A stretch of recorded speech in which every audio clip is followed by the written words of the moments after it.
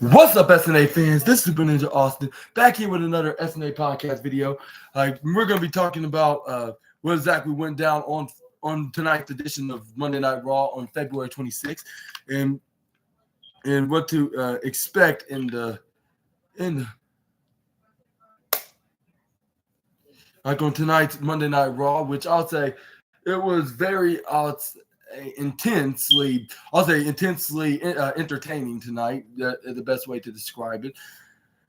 But this is where we start off on the beginning of the show with Dominic Mysterio doing a special introduction to Rhea Ripley of still remaining as Women's World Champion since this past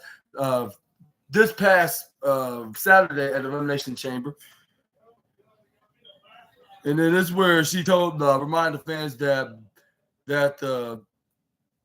their favorite wrestler and mommy never disappoints and never miss, or even though that's Carmella Hayes' catchphrase, but you get the point. She is telling the fans that, and then she's gonna be basically doing the same thing with Becky Lynch. And this is where she said Becky Lynch, I believe, to enough times for Becky Lynch to come out there and confront her and see what she wants from her, but also to make her appearance known that she she's not gonna what's that she's basically letting Rhea Ripley know that she's coming for her, and she's not going to be like Nia Jackson. She's actually going to be successful, basically. But let's get to the specifics that onto this promo battle between the Man and the Eradicator, where Becky Lynch started off saying wow, you really literally did it. You defeat Nia Jax in your home turf in Australia, this past Saturday. And then she also congratulated her. And then this is where she got the business. This is where she told Rhea Ripley, celebrate while you can, but because the man here is going to be the number one woman, or man, I should say, considering her nickname, to be the one that's going to basically beat her and be the new Women's World Champion. But yeah, this is where Becky Lynch said like this, but what did she call it? What did she said after she gave her a huge compliment of saying in her home country. And this is where she was and it's sad to see that, because when you're walking on, you're gonna be remembering that, when you're walking all your way to WrestleMania just to lose to me. And then this is where Dominic Mysterio was defensive, and this is where Dominic Mysterio's don't talk to my mommy like that. And this is where Becky Lynch is you should take these people's advice and shut your mouth. And then fans are yes, you listen to the man. You listen to the man and us here in San Jose. We do not want to hear you talk. You don't deserve to talk after disrespecting your father and disrespecting everybody you have a grievance to. Well, at least in kayfabe, of course. But in this was she called her not calling her. Well, he acts like a her, but. He called him. She called him a dirty kumquat. Yeah, that's what he called. Which I never heard in at least from the past 8 years. Which yeah, I cannot mention where I heard this from. Well, even though it's not from no inappropriate site, but I'll say it's from a funny sitcom that I watched at the time, which it came out until originally the previous decade, about in 2007, 2008. Yeah. Well, it was, which I'll say, 9 years prior to that. But I remember watching that specific episode of a very popular show, even though, as a matter of fact, it was a teen show, on a very, very popular kids channel. But yeah, I never heard that that catchphrase or that phrase or that name, whatever you want to call it, like in that long, yeah, basically. But yeah, this is where fans were cracking up from Becky Lynch's insult to the Dirty Dom.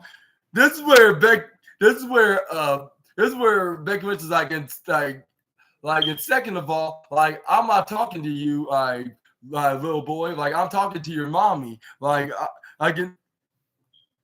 And he's like, and if your mommy don't put you in your place, and then the man will. Which it's not like the way she said it, like it was like if she was his father, which yeah, after all, she is the man. Well, not literally, but you get the point. But anyway, this is where she continued saying like she then also complimented her, saying like you're one of the most greatest women's champion I have seen in this generation, and even though like from the last year you've been the face of this company and this division and this brand, I'm surprised you've been hanging around this loser right here beside you. And meanwhile, I had the backbone and the heart and the soul of this company. I became a Grand Slam champion last year. And I even have my best-selling book that's out right now on Amazon. And this is where Dominic Mysterio hilariously was yawning. I'm not sure if he was literally tired or he's just playing the role of being sleepy and tired of hearing Becky Lynch talking on the microphone, and he's finding her promo boring or whatever. Yeah. But yeah, I think it's more likely that because he's just a complete a-hole in general. But anyway, this is where Becky Lynch was in this where it's like, the only one thing I need to do now is to complete my goals is the dethrone Rhea Bloody Ripley. I was like, well, that's one of the goals. Like, there's also Elimination Chamber. There's also Queen of the Ring. There's also a couple more accolades to achieve than they call herself an Ultimate Grand Slammer, which I'm not sure if she wants that in her accolade, but I think she did pretty much everything that she dreamed of doing, like ever since joining WWE. I guess to say. But anyways, yeah, this is where she's like, the only thing to do is to defeat Rhea Bloody Ripley, right? And by mocking her in her Australian accent, this is where Becky was like, yeah, cool, like. That is very cool, but first of all, let me tell you something, Becky. Don't ever disrespect my name like that, Rhea Bloody Ripley. And second of all, while Dominic Steele's like, oh, you got you just got roasted, and this is where Rhea Ripley then said, second of all, I just want to say congratulations of winning the Elimination Chamber match, contenders match, I should say. He's like, it's about time that you're gonna you should be spending a little less time disappointing me and spend more time actually and get at least close to my level. This is what Becky Lynch is like. How you know if I'm not in your level? And this is what Becky Lynch. She's like, you're saying that you're the backbone of this division, Becky. The man, he's like, the man is always the backbone of everything. If fans without like that, they boo just a tad. And he was like, and the funny thing is, over every great man is a greater woman. Which I'm not sure if she's referring herself as the man rather than Becky did, which I believe she did that before in the promo in NXT back 5 years ago, where she was like, oh, really, you're the man? And I was thinking I would say maybe when it comes to being tough, but I'll say now I can reconsider my thoughts because Rhea is just as much as tough as the man. Even body slammed Luke Gallows back a couple years ago too. So I don't know who should be called the man at this point. But anyway, this is where we'll be finishing off and this is where she was like, and this is where she finished off saying and as I can defeat everybody like I've been doing for the last year, and that includes you, Becky, because mommy always on top. That's what she said. She like, because mommy's always on top, and she dropped the mic. This is where they left the ring. With Becky standing up tall, well, at least for like for 5 extra seconds, until she got ambushed from behind by a certain irresistible force, like beating her to death. This is where we got like this. This is where then she got beaten up right around the ring. This is where she gets. I believe she got hit with the Annihilator as well by Nia Jax. Well, no, she nearly did, but luckily Adam Pearce was there to tell her to get out or he will suspend her, something like that, like what a typical authority figure would do. But luckily she did listen, or else she would have had to pay a hefty fine or got suspended in kayfabe perspective, of course.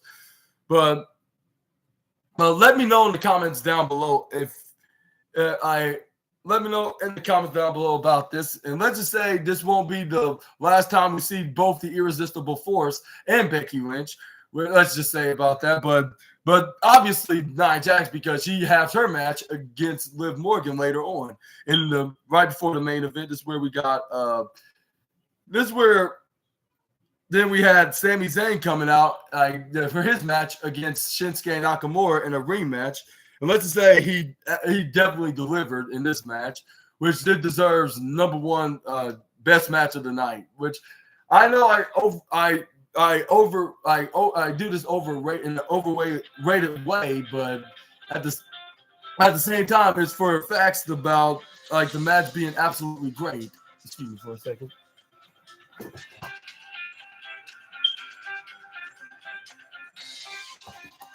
Oh no. But anyways, this is where we got Sami Zayn coming out in the ring afterwards. This is where we got him facing Shinsuke Nakamura. And I was wondering to myself, saying like, did he finally listen to Simon Miller or not? Because like, is he gonna hit it this time and disappoint Simon? Or is he going to listen to him and just go for the haluva kick? Well, let's just say 50% of a chance that he didn't listen to Simon, but the other half he did, because otherwise he wouldn't have been successful this time around facing Shinsuke Nakamura and getting his justice against the King of Strong Style 2 weeks prior when he wrestled him in the main event of that week's Raw. But we're going to get to that right now with Shinsuke Nakamura and Sami Zayn going at it with them going back and forth. Yeah, this match was very fantastic. It's like just like a main roster version of the first feud in the match, like back in 2016 when they were still on NXT at the time. But they wrestle also like if they were fighting for a world championship, like if it was a #1 contender match, even though it obviously wasn't, but it still was something to be sports entertained about. Like if you want to watch some live action, like tonight, like with Monday Night Raw, they had a variety of it, like which this was one of them, and definitely the main event also delivered too. But anyways, we're gonna get to that in just a moment. This is where we got this is where Shinsuke Nakamura pushes Sami Zayn right into the upper left corner. This is where they went for a second round to go for a grappling war, but this is where Shinsuke Nakamura won again with a headlock. This is where Sami Zayn tried to go on one knee and try to roll out of it and try to go for a wrist lock, but that didn't work. This is where he dipped him right to the top corner ropes. This is where he Irish whipped him to the bottom corner. This is where Sami Zayn goes for a duck. This is where he goes for a leapfrog, and this is where he hits a arm drag, and this is where we go for an arm drag lock right on the Shinsuke Nakamura until he flips out of it. This is where he throws him outside the ring. This is where he picks him up, kicks him up in the gut, Irish whip him to the bottom right corner. But this is where Sami Zayn jumps right on top of the barricade on Barry's tombstone right to the bottom corner, hit a standing moonsault right on the Shinsuke Nakamura, and it's right onto him. And this is where Sami Zayn tried to regain some strength and try to lean onto the ring was at the ring apron on the right side. This is where he started hanging on to his ribs because I believe he bruised them really hard. Luckily, it seems like he didn't broke them though, because this is like this is like the only time he started grabbing onto his ribs. Like maybe it was just bruised and it eventually healed on its own, which that's a very harmless injury. Luckily, like for me speaking for everyone, we do not want to see Sami Zayn skip a WrestleMania. Yeah, like skip a wrestle. That's the least thing that we need at this point. Yeah, but this is where we got Shinsuke Nakamura. This is where we got Sami Zayn and Nakamura back in the ring. This is where Sami Zayn and then gets countered by Shinsuke Nakamura, and this is where he gets Irish whip and hits back first right onto Tina the turnbuckle in the bottom left corner. This is where he picks him up into a fireman's carry, put him right on top of the barricade. I'm not barricade. I'm talking about Tina the turnbuckle on the top turnbuckle. This is where he knees him right in the gut. This is where he then put him back on. This is where Nakamura was like, "Who wants to see me do it again?" This is where fans did not answer him because they do not want to see one of their favorite wrestlers getting brutally beaten to a pulp. This is where he tried to go for a pin after hitting the second knee on the gut. This is where he only got a 2.2. But Sammy getting the left shoulder up. This is where Shinsuke started hitting some side strike kicks, like by slicing on his shoulder. This is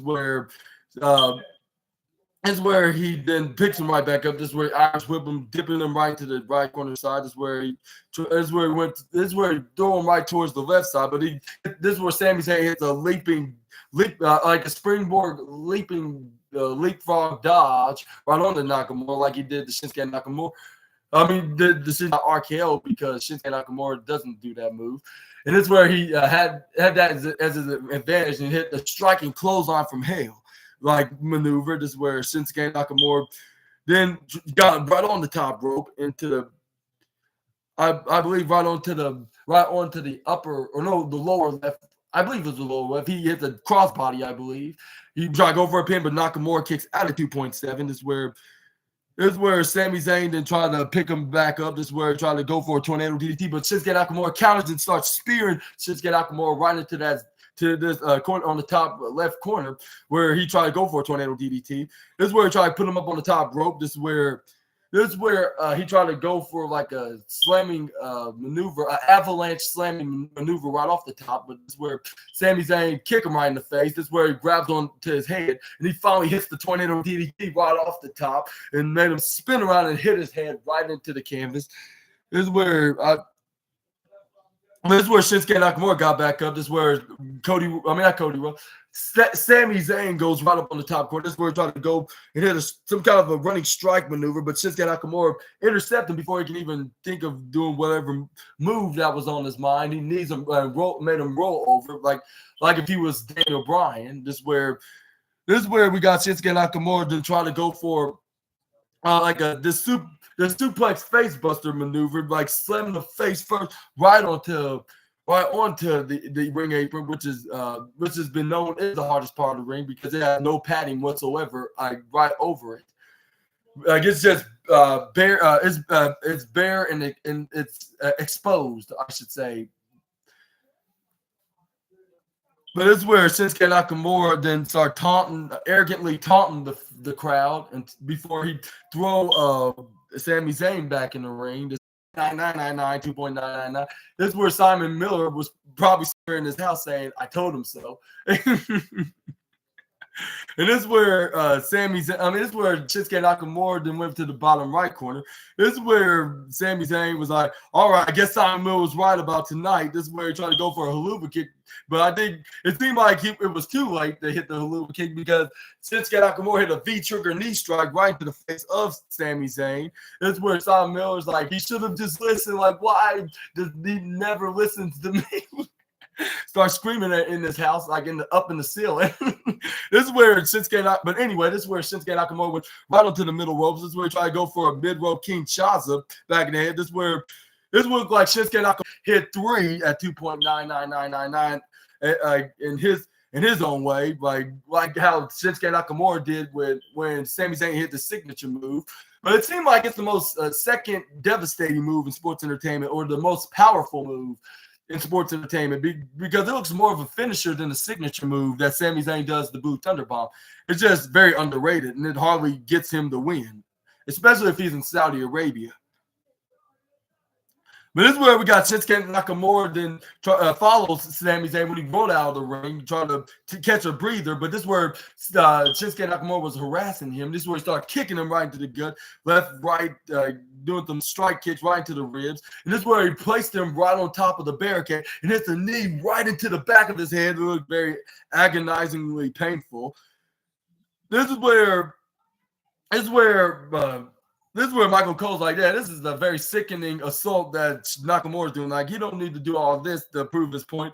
This is where the referee was counting all the way to like 6, 7, 8, and then as soon as the referee was halfway there of counting to 10, like just beat the count. But this is where Shinsuke Nakamura hits a like a spinning wheel kick. But this is where Sami Zayn got his foot up at 2.6. This is where Nakamura was like, curses, curses, curses.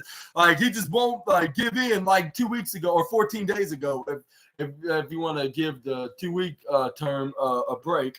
But anyway, this is where Shinsuke Nakamura starts stomping onto the head right on the top corner rope. This is where Shinsuke Nakamura try to go for a King Chaza. Even though he hit the mid rope King Chaza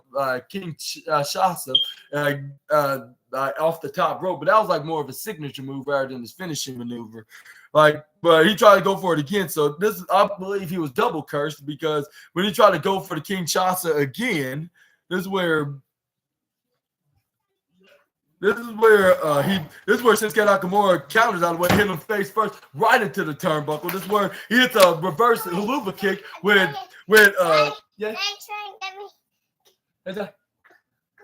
I would love to, but I'm doing a review, Birdie. I'll protect you though. Yeah. Let me tell you what. Hide somewhere so they won't get you. But anyway, this is right to his face.